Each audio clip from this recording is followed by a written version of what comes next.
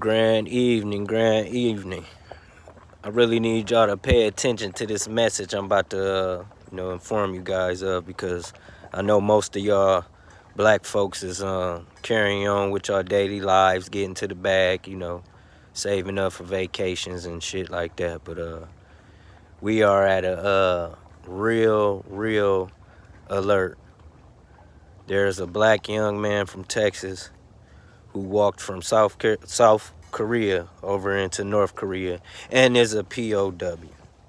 This is very important, and it should be on all our radar because, the Brittany Griner incident, people pay focus to, and the news and the media broadcast it damn near everywhere.